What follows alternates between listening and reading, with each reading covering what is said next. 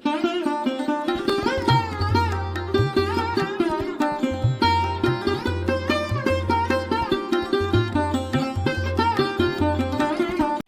பிரம்மா, குரு விஷ்ணு, குரு தேவோ மகேஸ்வரா, குரு சாட்சாத் பரபிரம்மா தசிசி குருவே நமக.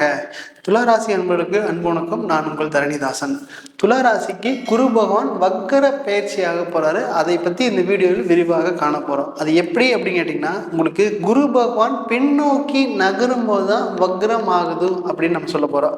அது எப்போ ஆகுது அப்படின்னு கேட்டிங்கன்னா 9/10/2024 சரியாக 11:37 வக்ரம் ஆகிறார். அது எப்போ வக்ர நிவர்த்தி ஆகிறாருன்னு கேட்டிங்கன்னா, உங்களுக்கு 4/2/2024 சரியாக 2:30 வக்ர நிவர்த்தி அடைஞ்சிடறாரு. அப்போ இந்த காலகட்டங்களில் துலா ராசிக்காரங்களை என்னென்ன பண்ணால் நல்லா இருக்கும் அப்படிங்கிறது இந்த வீடியோவில் விரிவாக பார்க்க போகிறோம். பாருங்கள், இந்த துலா ராசிக்காரங்களுக்கு எப்பவுமே நேர்மையான நியாயமாக கம்பல்சரி செயல்படக்கூடிய தன்மை அப்படி இருக்க போகுது. அப்போது இந்த காலகட்டத்தில் நமக்கு துரோகம் செஞ்சாலும் கூட நமக்கு யாருக்குமே துரோகம் செய்யக்கூடிய தன்மை உங்களுக்கு துலா ராசிக்கு இருக்க போகுது. பாருங்கள், ஒரு குழந்தை எப்படி வளர்த்தோம்னா நல்லது சொல்லி கெட்டது சொல்லி எப்படியெல்லாம் வளர்த்தோமோ அப்படியே பர்ஃபெக்டாக வளர்த்தக்கூடிய தன்மை இருக்க போகுது. குடும்பத்திலேயே எல்லாத்தோட கட்டுப்பாட்டில் நீங்கள் வச்சுருப்பீங்க அப்படி தான் சொல்லணும். அப்போது பார்த்திங்கன்னா யாருக்குமே துரோகம் செய்யக்கூடாது அப்படிங்கிற எண்ணம். உங்களுக்கே துரோகம் செஞ்சாலும் கூட அவங்களுக்கு அடுத்தவங்களுக்கு துரோகம் செய்யக்கூடாத தன்மை இருக்க போகுது. ஆனால் சின்ன சின்ன கருத்து வேறுபாடுகள் குடும்பத்தில் வந்தாங்க கூட நம்ம கட்டுப்பாட்டில் இருக்கணும் அப்படிங்கிற ஒரு கருத்து வேறுபாடு கூட 100% எல்லாத்தையும் கட்டுப்பாட்டுக்குள்ளே வச்சுக்கிறதுக்கான தன்மை இருக்க போகுது.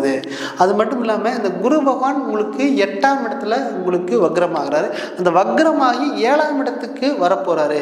அப்போது கடந்த காலகட்டங்களில் நண்பர்களால் நிறையா அவமானப்பட்டிருப்பீங்க. ஏன் அப்படின்னா 7ஆம் இடத்து அதிபதியே உங்களுக்கு 8ஆம் இடத்துல இருந்தார்.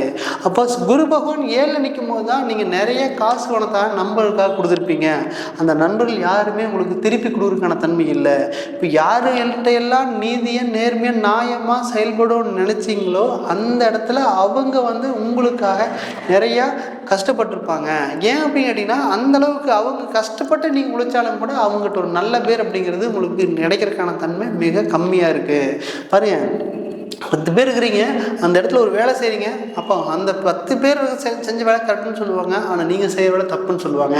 அப்போ அந்த இடத்துல வேலை செய்கிறதா இல்லை விட்டு போட்டு போகிறதா அப்படின்னு ஒரு மன உளைச்சலையே வாழக்கூடிய தன்மை இருந்திருக்கு. பாருங்க, ஒரு பட்டம் பதவி உயர்வு கிடைக்கும்னு ஆசை விருப்பமாக இருக்குது. அப்போ உங்களுக்கு அந்த பட்டம் பதவி உயர்வு கிடைக்கிறதுக்கான வாய்ப்புகள் மிக மிக குறைவாகவே இருந்திருக்கும். ஒரு 3 வருஷமாக ப்ரமோஷன் இல்லையேன்னு ஒரு ஏக்கத்தையே இருந்துட்டு இருந்துருப்பீங்க. ஆனால் அந்த மாதிரி சுச்சுவேஷன் வந்துகிட்டே இருக்கும். அப்போது ஏன்னா உங்களோட நண்பர்களே உங்களை பற்றி தப்பாக சொல்லி அந்த ப்ரமோஷன் கட் பண்ணியிருப்பாங்க, இன்க்ரிமெண்ட் கட் பண்ணியிருப்பாங்க. அந்த மாதிரி சூழ்நிலை.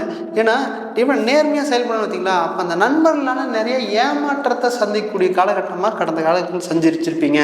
அது மட்டும் இல்லாமல் நீங்கள் பார்த்திங்கன்னா மனைவியால் பார்த்திங்கன்னா ஒரு திருமணம் செஞ்சுருப்பீங்க. அந்த திருமணத்தில் அவங்களுக்கு திருப்தி அப்படிங்கிறது மிக குறைவாகவே இருந்திருக்கும். இந்த கல்யாணம் ஏன் மூச்சோம் அப்படிங்கிற ஒரு வருத்தத்துலேயே இருந்திருப்பீங்க. இந்த கல்யாணம் மூச்சதுக்கு மூக்காமையே இருந்திருந்தால் நம்ம சந்தோஷமாக இருந்திருக்கலாமே, கம்முன்னு ஏன்னா மூச்சோம் அப்படின்னு வருத்தம் டெய்லியும் வருத்தப்பட்டுட்டு வாழக்கூடிய காலகட்டமாக இருக்க போகுது.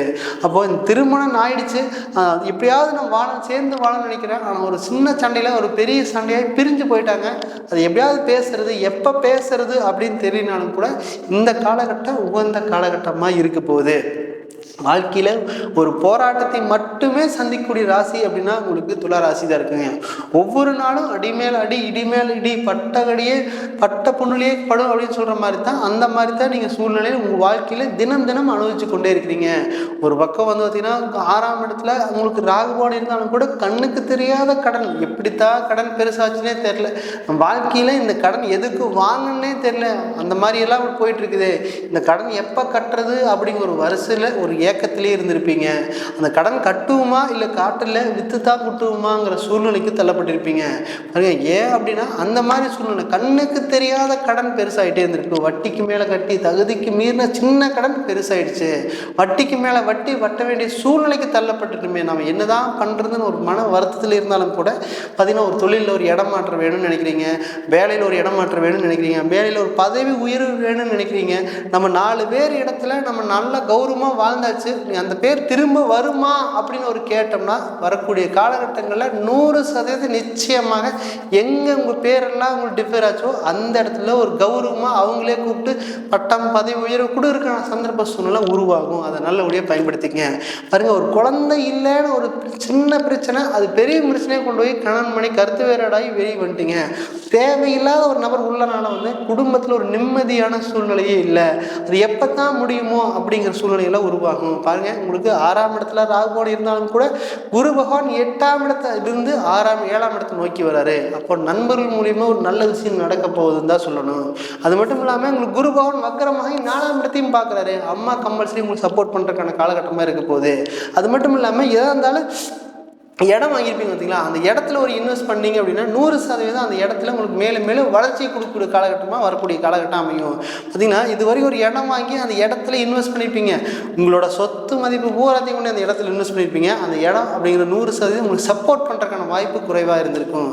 ஏன் அப்படின்னா நம்ம நல்ல ஒரு பெரிய அமௌண்ட் திரும்பி வரும்னு நினச்சி போட்டிருப்பீங்க. அந்த சொத்து பார்த்திங்கன்னா வாங்கினதுக்கப்புறம் தான் தெரியும் அது புறம்போக்கு நிலமோ கோயில் நிலமோ அந்த மாதிரி சூழ்நிலை இருந்திருக்கு. அப்போ தெரியாமல் போய் அந்த இடத்துல போட்டுமே அது விற்கவும் முடியல, என்ன பண்ணுறதுனே தெரியல அப்படின்னாலும் கூட இந்த வரக்கூடிய அந்த குரு பகவான் வக்கர காலகட்டத்தில் நீங்கள் பேசினா பர்ஃபெக்டாக முடியும். அப்போ உங்களுக்கு பார்த்தீங்கன்னா ஒரு இடம் வாங்கலை, இது வரைக்கும் வாடகை வீட்லேயே இருந்துட்டேன் அப்படின்னாலும் கூட இந்த காலகட்டத்தில் போய் வாங்கினீங்கன்னா 100% வாங்கக்கூடிய காலகட்டமாக இருக்குது. பாருங்கள், இந்த 8ஆம் இடம் அப்படிங்கிறது திடீர் அதிர்ஷ்டத்தை கொடுக்கக்கூடிய இடம் தான்.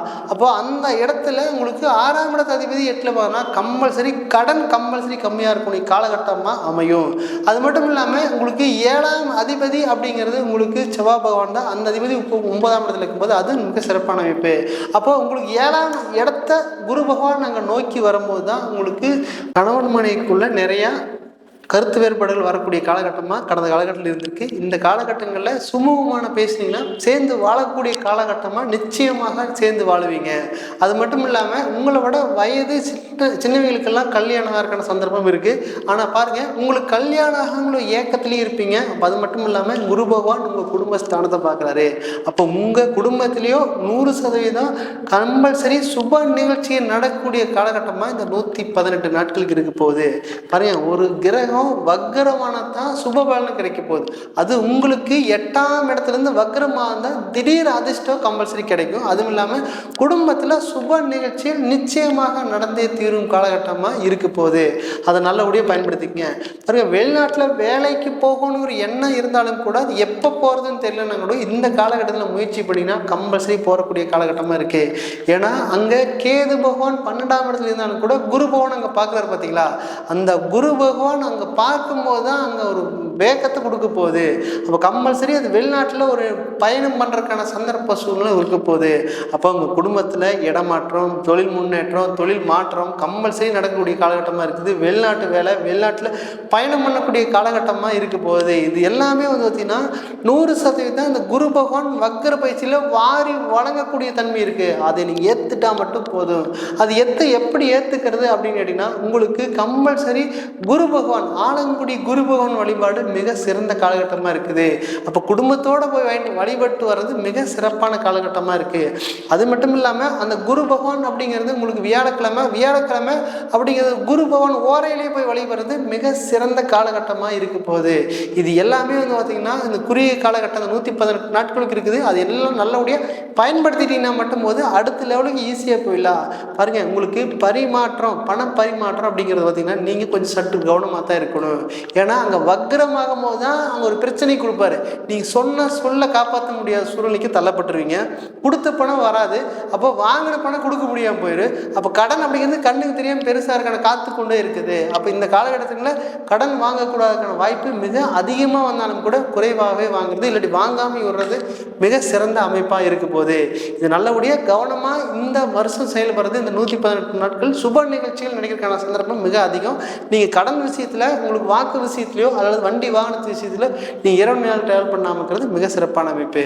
இது எல்லாமே பார்த்திங்கன்னா கோச்சார பலன் மட்டும்தான். உங்கள் ஜாதகத்தில் உங்களுக்கு குரு திசை போகுதா, இல்லை குரு புத்தி தான் போகுதா, இல்லை குரு அந்தரம் தான் போகுதான்னு பார்த்து செயல்படுறது மிக மிக சிறப்பான அமைப்பு. அது மட்டும் இல்லாமல் உங்கள் ஜாதகத்தில் குரு பகவான் வக்கரமாக இருந்தால் நான் சொல்கிறப்ப நிச்சயமாக நடக்கக்கூடிய தன்மை இருக்க போகுது. நான் உங்களிடமிருந்து விடைபெறுவது தரணிதாசன். மற்றும் வேறொரு பதிவில் உங்களை சந்திக்க விரும்புகிறேன். நன்றி, வணக்கம்.